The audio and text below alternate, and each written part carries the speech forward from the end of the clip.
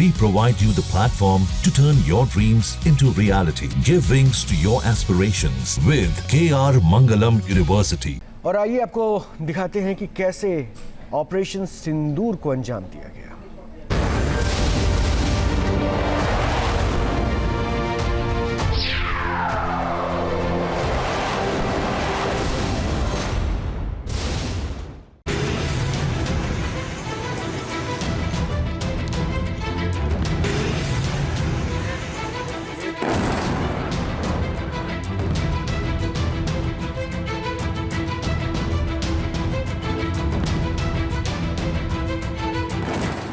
बूंद बूंद को जो तरसा कर रहा था अग्नि वर्षा।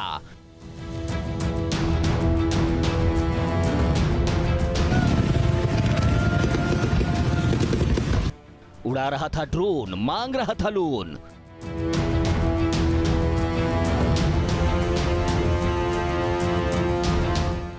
पाकिस्तान हुआ पास्ट, हिंद ने किया ध्वस्त। जिसकी झोली में आटा नहीं है वो पाकिस्तान धमाका कर रहा था। जो पाकिस्तान बूंद बूंद पानी को तरस रहा है वो अग्नि वर्षा कर रहा था। जो पाकिस्तान ड्रोन उड़ा रहा था वो हाथ फैलाकर दुनिया से लोन मांग रहा था। पाकिस्तान हिंदुस्तान के खिलाफ गुस्ताखी पर गुस्ताखी कर रहा था। पाकिस्तान अपनी हरकतों से बाज नहीं आ रहा था।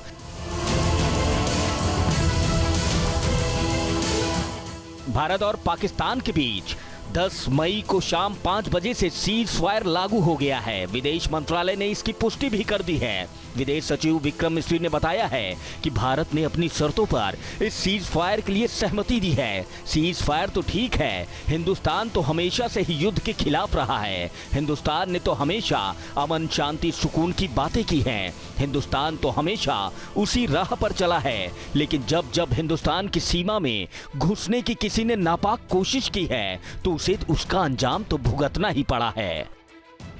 आपको याद होगी 22 अप्रैल की शाम जब पूरा हिंदुस्तान रो रहा था।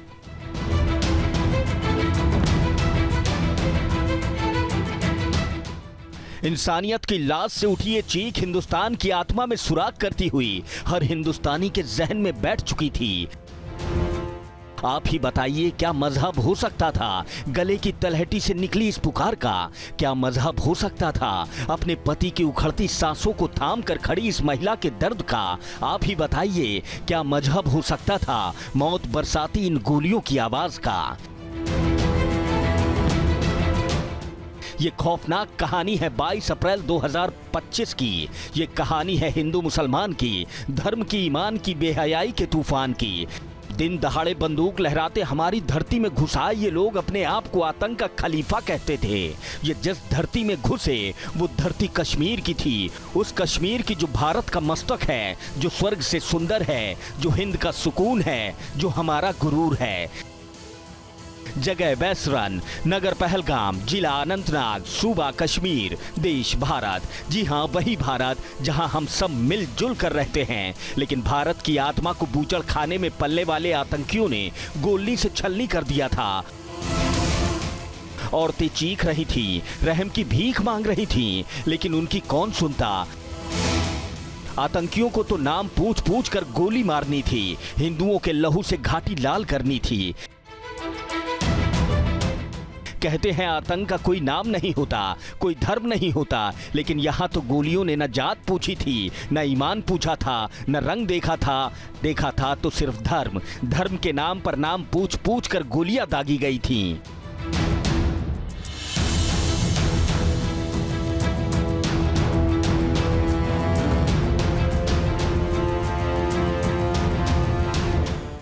पूरा देश इस घटना को सुनकर दहल उठा था। दुनिया के कोने कोने में मासूमों की चीखें गूंज उठी थीं। मासूमों की उठती लाशों पर पूरा देश रोया था। इसी के बाद पीएम मोदी ने सौगंध ले ली थी आतंकियों को मिट्टी में मिलाने की।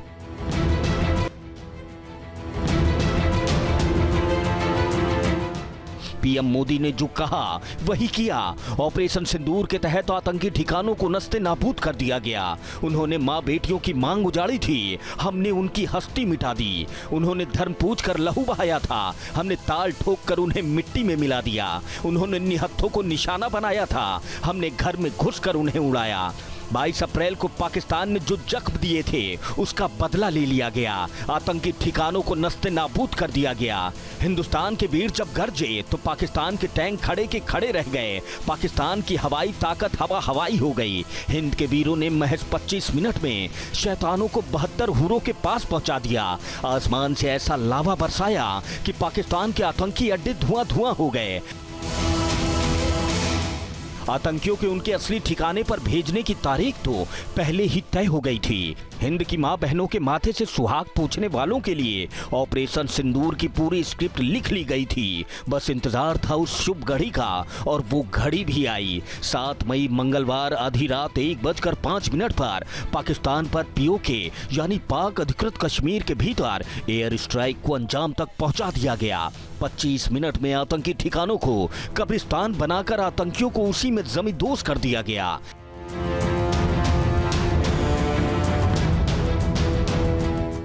भारत के वायु वीरों ने आतंक के 9 अड्डों को तहस नहस कर दिया।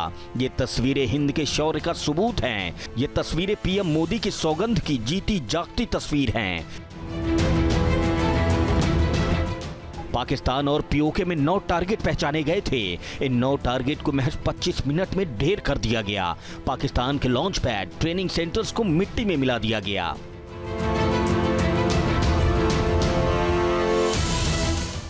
पीओके में मुजफ्फराबाद के लश्कर के सवाई नाला ट्रेनिंग सेंटर को सबसे पहले निशाना बनाया गया था। ये वही जगह है जहां सोनमर्ग, गुलमर्ग और पहलगाम हमले के आतंकियों ने ट्रेनिंग ली थी।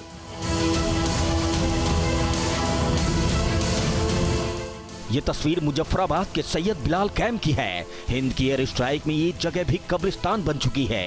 ये वही जगह है जहां आतंकियों के हथियार, विस्फोटक और जंगल सर्वाइवल की ट्रेनिंग दी जाती थी। ये तस्वीर कोटली के गुरपुर कैंप की है। लश्कर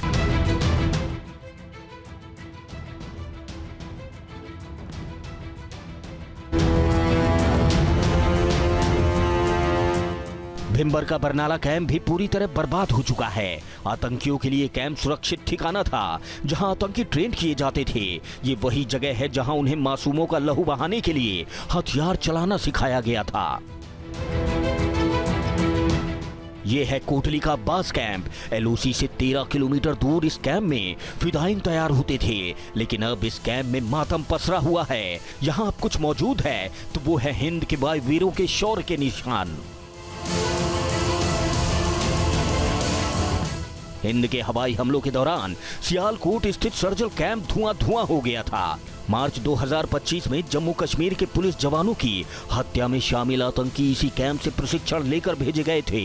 सर्जल के पास ही महमूना जाया नाम की जगह पर हिजबुल मुजाहिदीन का एक बड़ा प्रशिक्षण केंद्र मौजूद था। 2016 में हुए पठानकोट एयरबेस हमले की साजिश भी इसी महमूना कैंप में रची गई थी।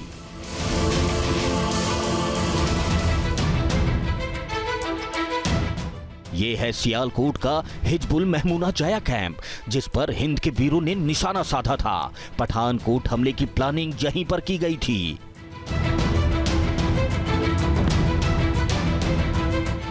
ये मुरीदके का मरकब तैयब कैंप है। ये वही कैंप है जहां पर अजमल कसाब और डेविड कोलमैन हेडली ट्रेन हुए थे। यहां मौजूद आतंकी ठिकानों को ध्वस्त कर दिया गया। ये जैश का वो आतंकी ठिकाना है जो कई एकड़ में फैला है। आतंकियों का ये ठिकाना इंटरनेशनल बॉर्डर बहावलपुर से 100 किलोमीटर दूर है। ये जैश का मुख्यालय था जहां आतंकियों की ट्रेनिंग, रिक्रूटिंग और इन डायरेक्शन का केंद्र था। आतंकियों के सरगना अक्सर यहां आया जाया करते थे।